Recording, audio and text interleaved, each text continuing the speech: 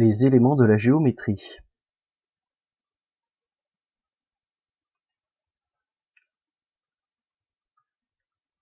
Les outils pour tracer. Tout d'abord, il nous faut un crayon bien taillé pour faire des tracés fins et précis. Bien sûr, une règle, une équerre, un compas et enfin le rapporteur. Pour faire de belles figures, il nous faudra des outils en bon état.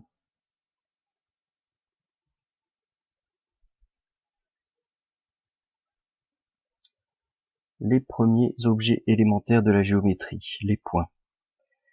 Ils sont marqués par une croix. Le point se trouve précisément au centre de la croix. Le nom du point est indiqué au-dessus par une lettre capitale.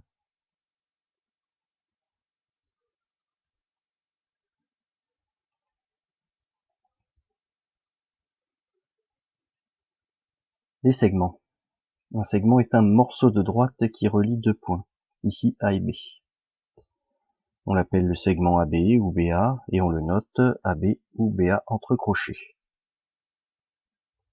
Les points A et B sont les extrémités du segment. Un segment est limité par ses extrémités.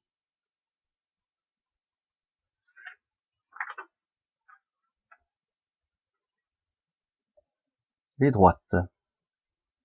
Voici une droite D que l'on peut noter D entre parenthèses.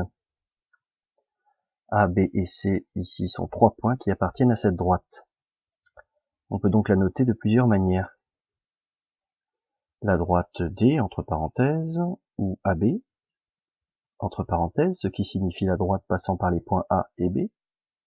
Notre droite passe par les points A et B. On peut également l'appeler BC entre parenthèses, la droite passant par les points B et C, ou encore AC entre parenthèses.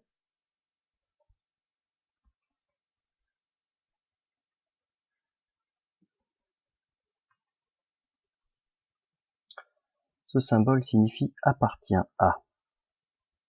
Ainsi, cela signifie que le point A appartient à la droite D. Lorsque le symbole est barré, cela signifie n'appartient pas. Ici, le point D n'appartient pas à la droite D. Le point D n'appartient pas à la droite D.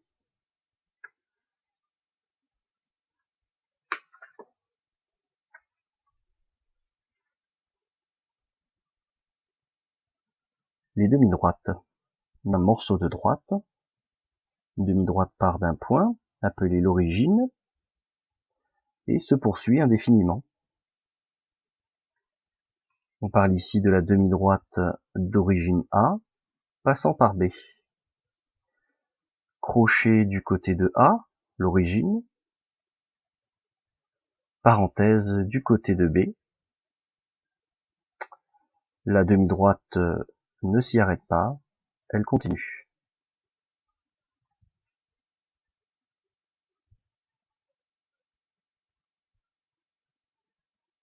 Application. Utilisons donc les symboles appartient ou n'appartient pas. Le point A appartient-il à la droite MN? Observons la figure. Donc une droite se prolonge indéfiniment. La droite MN correspond donc à l'ensemble du tracé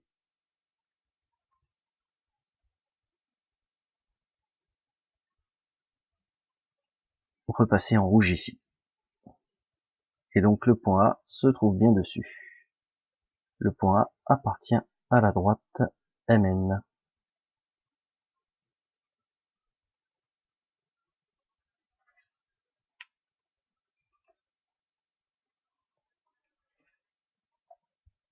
Autre exemple. Le point A, cette fois-ci, appartient-il au segment MN?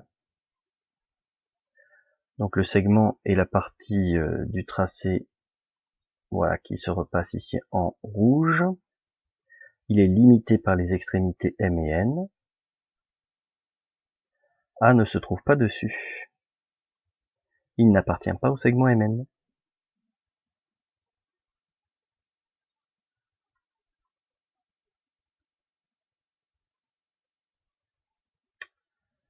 Le point N, cette fois-ci,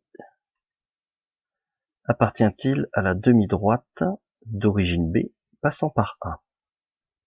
Donc c'est la demi-droite qui part du point B et qui passe par A sans s'y arrêter. C'est la partie repassée en rouge ici. N ne se trouve pas dessus. Donc N n'appartient pas à la demi-droite d'origine B passant par A.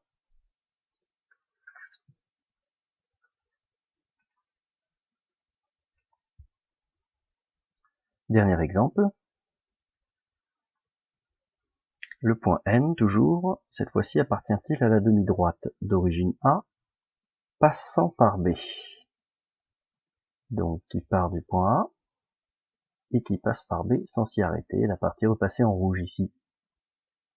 Le point N se trouve bien dessus, donc le point N appartient à la demi-droite d'origine A passant par B.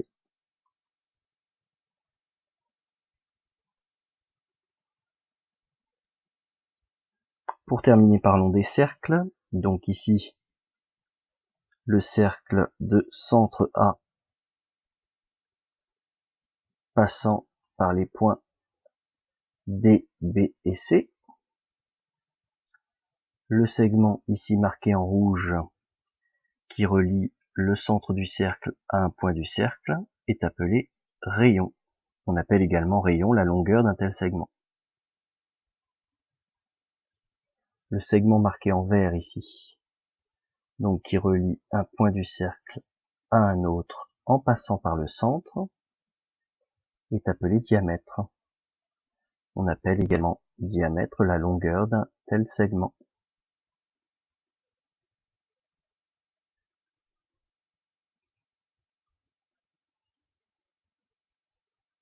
Enfin, un segment qui relie deux points du cercle sans nécessairement passer par le centre est appelé une corde du cercle.